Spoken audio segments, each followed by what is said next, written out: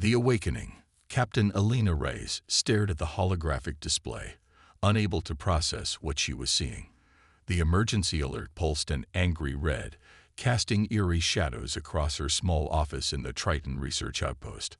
Outside her reinforced window, Neptune hung like a massive blue jewel against the black canvas of space, oblivious to the catastrophe unfolding millions of kilometers away.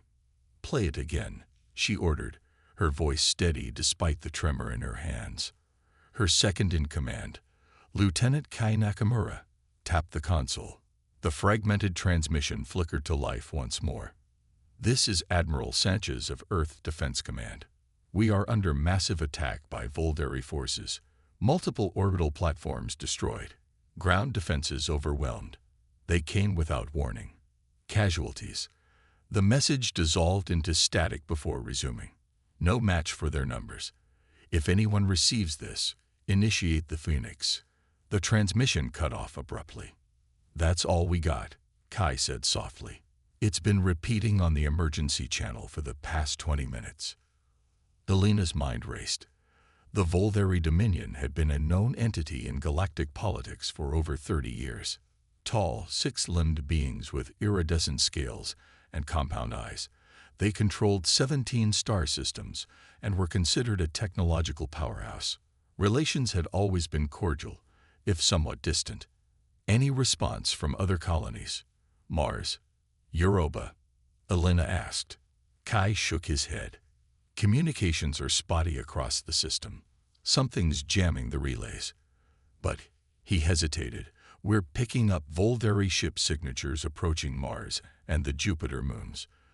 This isn't just an attack on Earth. They're hitting all major human settlements." Alina moved to the window, her reflection pale against the darkness of space. At 42, she had spent most of her adult life in space, eventually taking command of this remote research outpost with its crew of 30 scientists and support staff. Triton wasn't a military installation. It was a scientific outpost studying Neptune's largest moon. They had minimal defenses, certainly nothing that could repel a determined attack. "Phoenix Protocol," she murmured, the words feeling foreign on her tongue. "Mom." Kai looked confused. Alina turned back to face him. "Before I took this assignment, I was briefed on something called the Phoenix Protocol. It was classified. Need to know only. I never thought." She shook her head. "Get Dr. Okafor and Security Chief Torres up here. Now." 5 minutes later, the small office was crowded with Alina's senior staff, all looking at her with varying degrees of shock and fear as she explained what little she knew. "The Phoenix Protocol is humanity's final contingency plan," she said, "created after our first contact with alien species when we realized just how vulnerable Earth could be." "But our military?" Dr. Okafor asked. The Nigerian xenobiologist had been on Triton for 3 years studying extremophile organisms. Earth Defense Force has hundreds of ships, orbital platforms, which apparently weren't enough, Torres said grimly. The security chief's hand rested instinctively on her sidearm. "The Volderi must have been planning this for years." Alina nodded.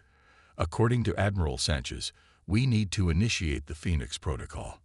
She moved to her desk and placed her palm on a hidden scanner beneath the edge.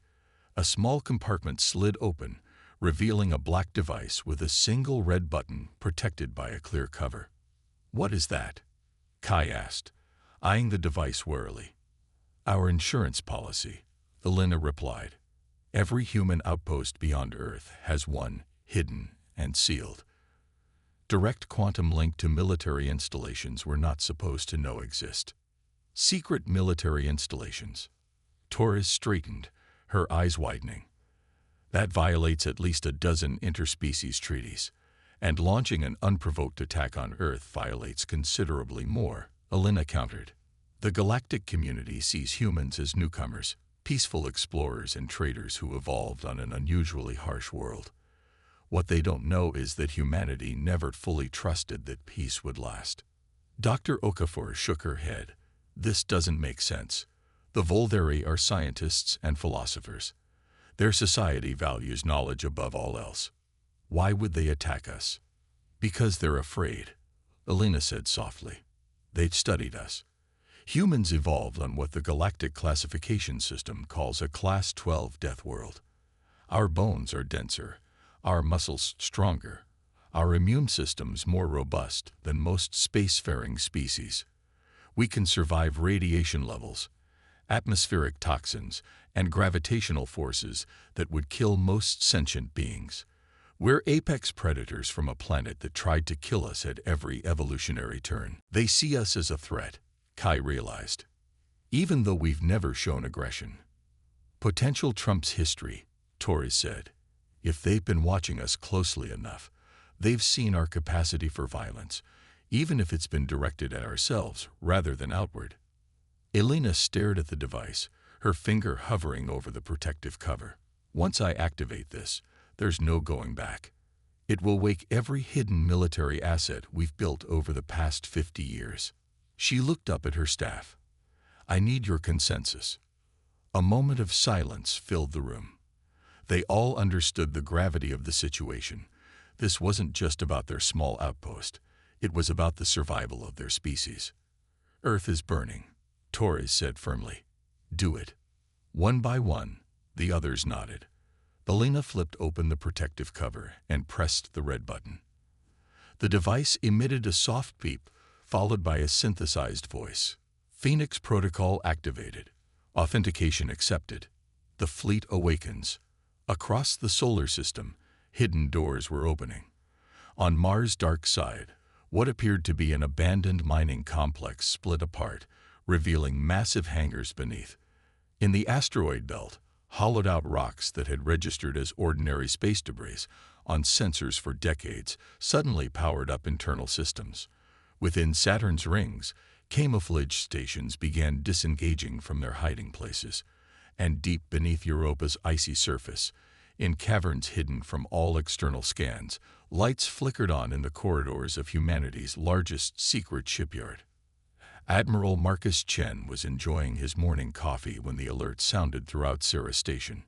The piercing tone was one he had heard in drills countless times over his 15-year assignment, but never for real. His cup clattered to the table as he sprinted toward the command center, officers and crew rushing to their stations around him. Status report, he barked as he entered the bustling control room, straightening his uniform jacket. Phoenix protocol activated, sir, his executive officer, Commander Diana Ortiz, reported. Authentication verified. Origin point, his Triton research outpost. Chen felt a chill run down his spine. After decades of preparation, of secrecy, of building and waiting, it had finally happened. Someone had attacked Earth with enough force to necessitate awakening humanity's hidden fleet. Show me what we know, he ordered, moving to the central command table where holographic displays sprang to life. The images were fragmented, long-range scans showing Volveri warships in Earth orbit, atmospheric entry points over major cities, defense stations reduced to debris clouds. Earth's military had fought back, but the attack had been too sudden, too overwhelming. The Volveri, Chen said, his voice tight with controlled anger. They'd finally made their move. Ortiz nodded grimly. First reports indicate simultaneous strikes against Earth, Mars, and the Jupiter colonies. Civilian casualties are, she swallowed hard, extensive. Chen straightened his back, his weathered face betraying no emotion despite the turmoil inside. At 58, he had spent most of his career in a post that officially didn't exist, commanding a fleet that no one was supposed to know about. How many outposts have reported in? He asked. 12 so far, Ortiz replied. More coming online every minute. The Volveri appear to be systematically targeting all known human settlements. Chen's eyes narrowed. They think they know where all our people are. That's their first mistake. He turned to address the command center staff, all of whom had been living in secrecy for years, maintaining this hidden facility deep inside the dwarf planet Ceres. This is not a drill, he announced, his voice calm but carrying an edge of steel.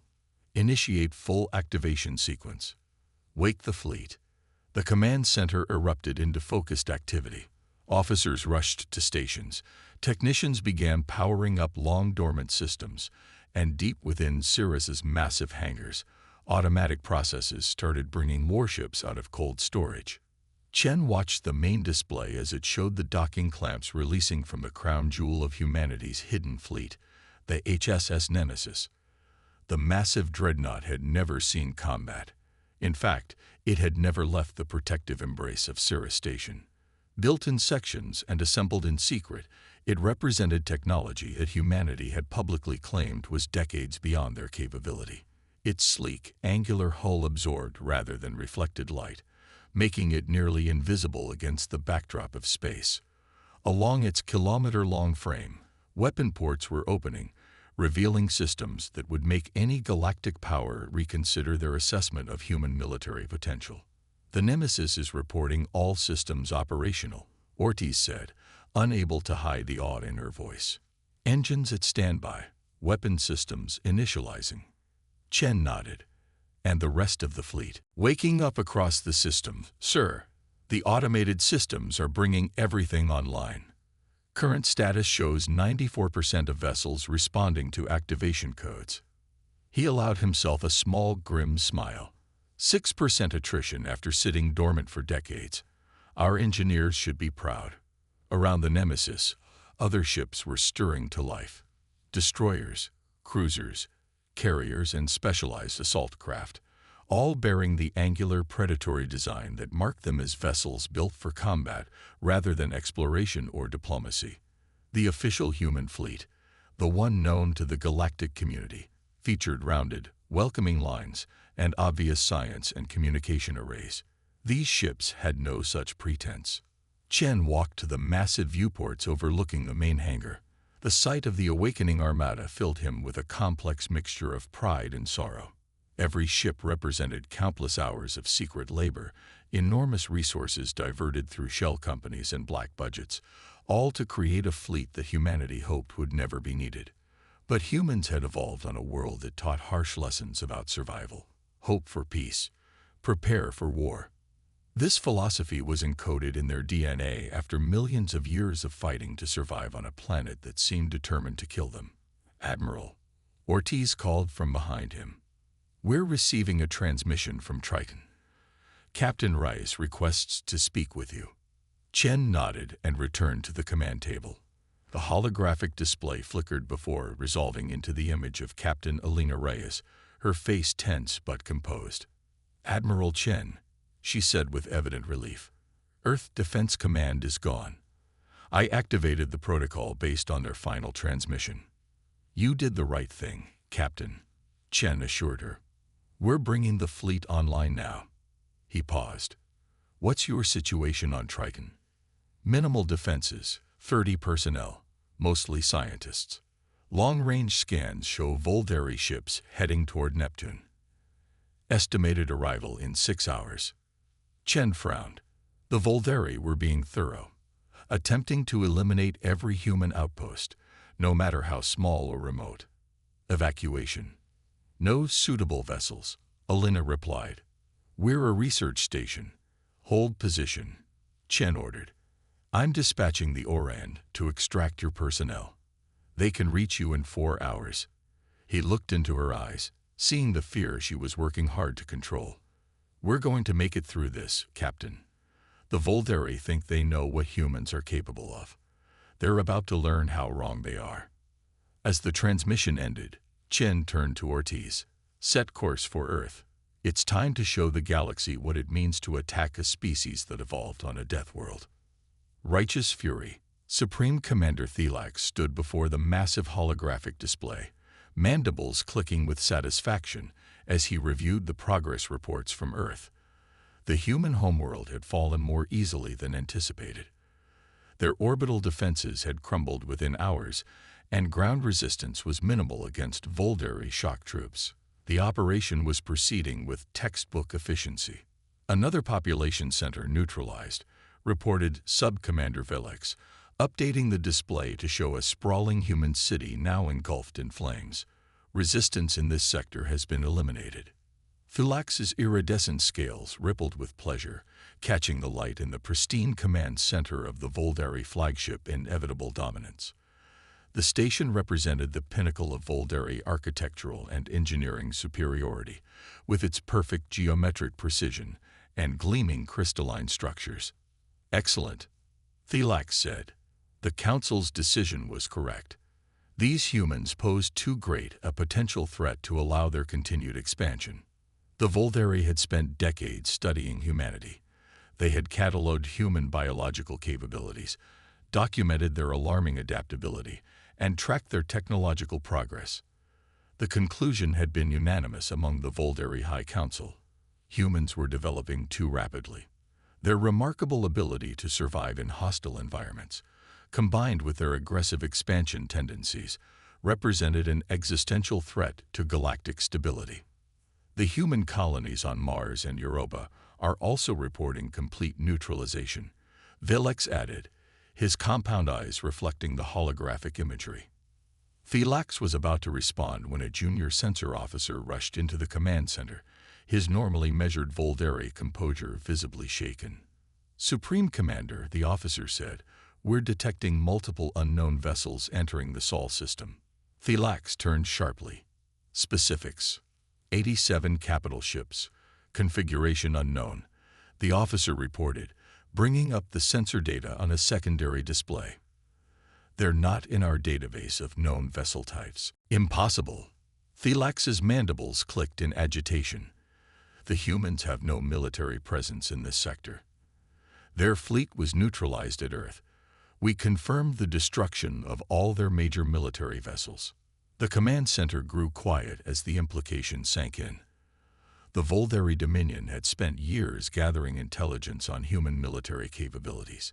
They had cataloged every warship, monitored every shipyard, and tracked every naval movement. Their attack on Earth had been precisely calculated to eliminate humanity's entire defensive capability in a single overwhelming strike. Could they be from another species? Philax suggested, perhaps allies of the humans. Philax shook his head. Humans had no formal military alliances. Their diplomatic relations with other spacefaring species are strictly commercial and scientific. The sensor officer's voice became more urgent. "Sir, the vessels are accelerating. Current trajectory puts them on an intercept course with our primary battle group. Estimated arrival in 23 minutes. Raise shields," Philax ordered. "Alert the defense fleet." "Sir," Philax interjected, "our main battle fleet is still deployed at Earth. We have only the secondary group here, 24 cruisers, and their support vessels." Philax's compound eyes narrowed. This development made no tactical sense. The human military capacity had been thoroughly assessed and neutralized. These ships couldn't exist. And yet, the sensors clearly showed them approaching, their formation tight and purposeful. "Open a communication channel," he commanded. "Let's see who dares to threaten the Voldari Dominion." Before his communications officer could comply, every screen in the command center flickered and went blank. The flagship's internal systems had been overridden by an external signal. Philax felt his inner membranes constrict with the unfamiliar sensation of fear. The screens came back to life simultaneously, all showing the same image: a human male with gray-streaked black hair, his aged face bearing the lines of experience.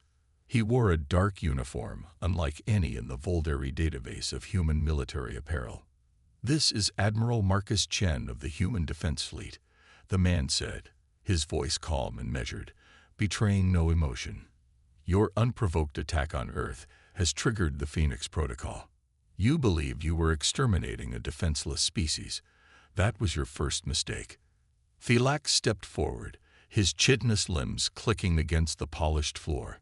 "I am Supreme Commander Philax of the Voldari Dominion. Your people have been judged a terminal threat to galactic stability.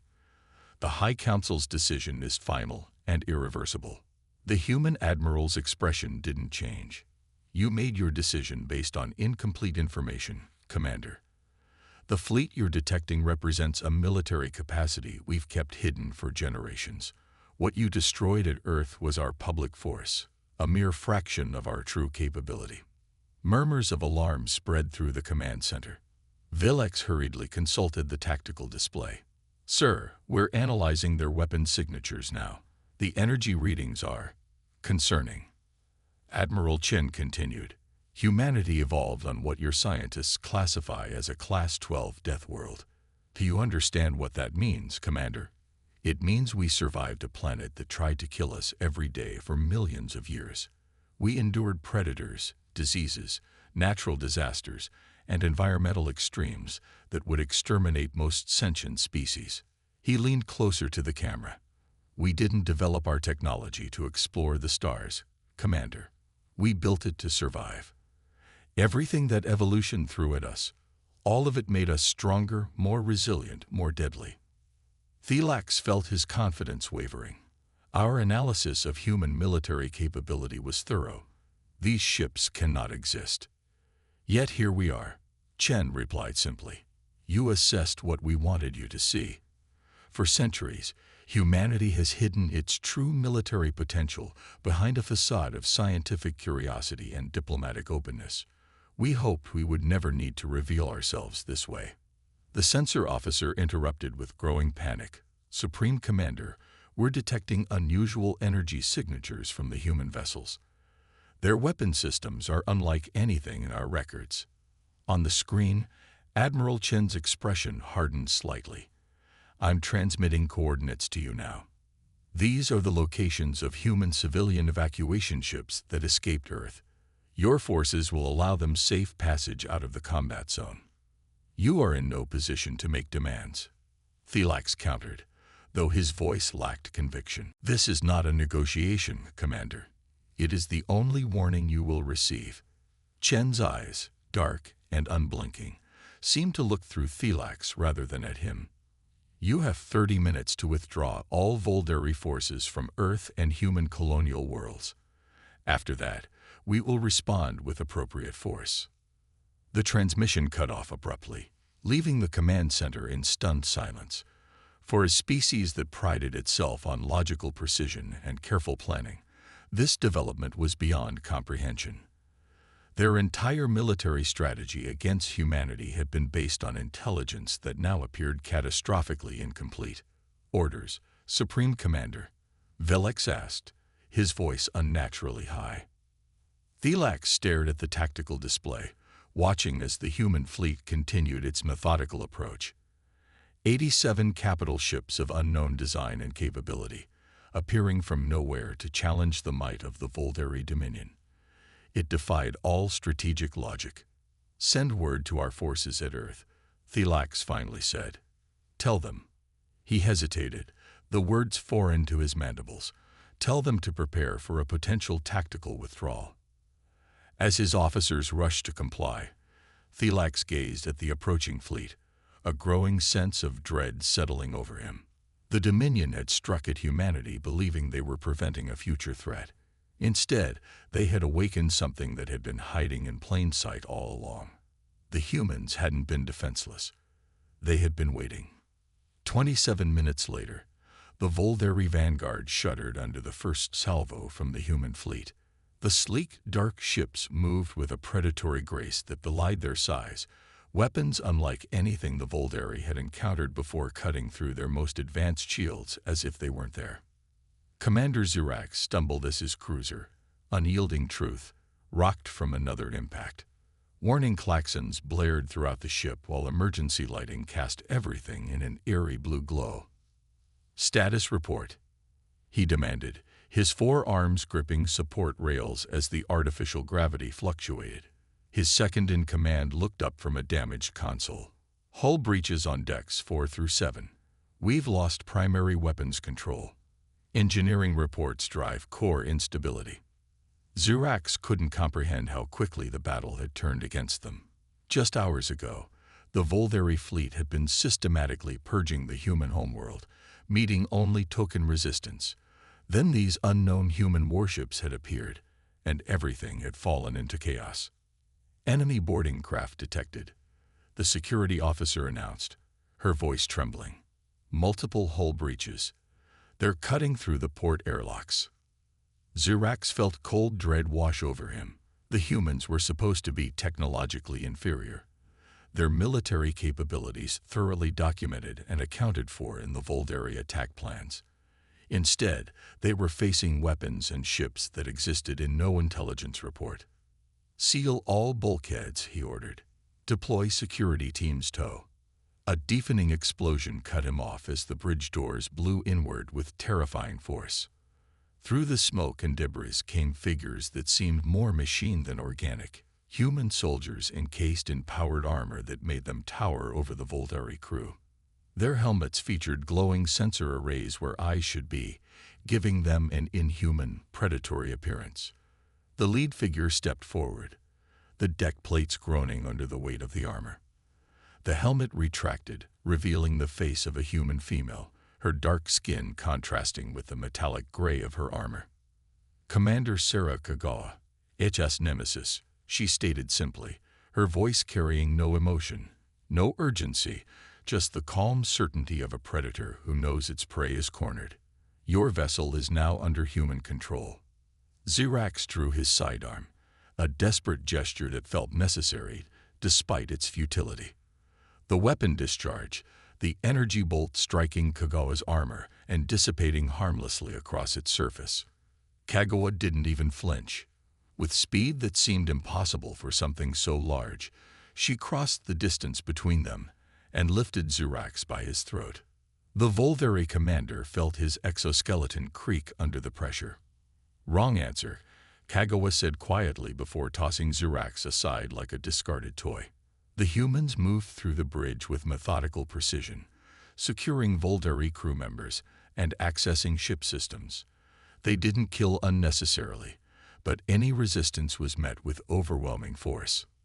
Through the viewport, Xerax could see the battle unfolding across space, the ordered Volderi formation now scattered and broken, individual ships trying desperately to escape the human onslaught. Ships that had never existed in any intelligence report were tearing through the Volderi fleet like predators through a herd. On the bridge of the HSS Nemesis, Admiral Marcus Chen stood perfectly still, hands clasped behind his back, as he watched the tactical display. The holographic projection showed the battle in real time. Human ships represented by blue markers, Volderi forces in red. The red markers were blinking out one by one. Boarding teams report success across all targeted vessels. Lieutenant Commander Ortiz reported from the tactical station. "Commander Kagawa has secured the Volderi flagship." Chen nodded, his face betraying no emotion.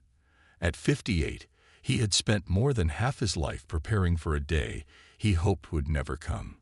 The Phoenix Protocol had been humanity's insurance policy, a hidden fleet, advanced weapon systems, and military capabilities kept secret from the galactic community. The Volderi secondary fleet is attempting to regroup at their fallback position. Ortiz continued, highlighting a region of space where surviving enemy vessels were converging. They're forming a defensive perimeter around their command base. "Denied," Chen replied coldly. "Deploy the Cerberus units."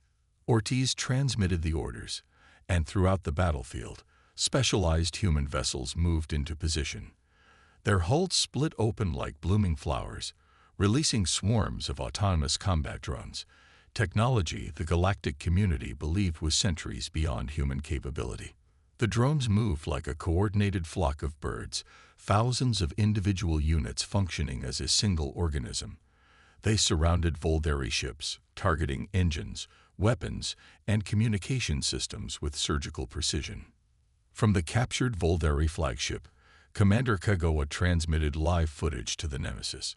The images showed Volderi crew members watching in horror as their reinforcements were systematically disabled by technology they couldn't comprehend. "Tell me," Kagawa asked the captive Volderi commander, "did your intelligence reports mention our Cerberus program? Or were you told we were still struggling with basic AI integration?" The Volderi commander didn't respond, his compound eyes fixed on the display showing his fleet's destruction. 2 days later, Earth's orbit was once again under human control. The Volderi invasion force had been decimated, their remaining ships retreating to the edges of the solar system under close human supervision. In what had once been the United Nations headquarters in New York, now a partially destroyed but still functional building, Admiral Chen met with Supreme Commander Thelax to discuss terms. "Your attack on our worlds has cost millions of human lives," Chen said, his voice still carrying that same calm certainty that had unnerved Thelax from the beginning. "By all rights, we should annihilate your species in return." Thelax's mandibles clicked nervously. The High Council believed we were acting in the interest of galactic stability. "Based on fear and incomplete information," Chen replied. "A poor foundation for genocide." The terms Chen laid out were unexpectedly merciful, given the circumstances. The Voldari would withdraw from all human territory, pay substantial reparations for rebuilding, and accept human oversight of their military for the next 50 years. In return, humanity would not seek further retribution or attempt to occupy Voldari worlds. "Why such leniency?" Thelax asked, genuinely puzzled. "Your hidden fleet could easily conquer our homeworlds." Chen's expression softened slightly. "Because despite what you believe about us, humans don't want an empire. We don't seek to dominate. We only wish to exist without threat." He looked out the window at the damaged but healing city. "We developed in secret not out of aggression, but out of caution. The same survival instinct that helped us evolve on our death world taught us to prepare for the worst while hoping for the best." As Thelax departed, escorted by human guards back to his shuttle, Admiral Chen was joined by Captain Alina Reyes, recently arrived from Triton. "Will they honor the agreement?" she asked, watching the Voldari ship depart. Chen nodded. "They're logical beings. They've reassessed their understanding of humanity, and they don't want to face our fleet again." He turned to her. "The question is, what do we do now? The galaxy knows about our secret capabilities. We can't put that genie back in the bottle." Elena looked thoughtful. "Perhaps we don't need to. For decades, we've hidden our true nature out of fear that the galactic community would see us as monsters, dangerous deathworlders too aggressive to be trusted. But they've now seen both our strength and our restraint." Chen smiled for the first time in days. "A new chapter, then. No more hiding, but no aggression either. Just humanity as we truly are. Survivors who want to thrive in peace, but who will never again be underestimated." Across the galaxy, news of the Voldari defeat spread rapidly. The revelation of humanity's hidden military prowess sent shockwaves through diplomatic channels. Species that had viewed humans as technologically primitive newcomers suddenly reassessed their understanding.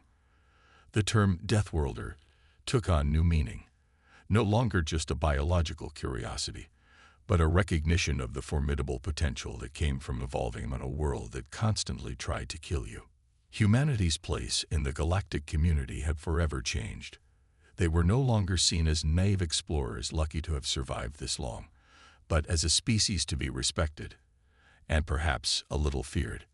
A single call had awakened the most feared Deathworlder fleet in the galaxy, and the universe would never be the same.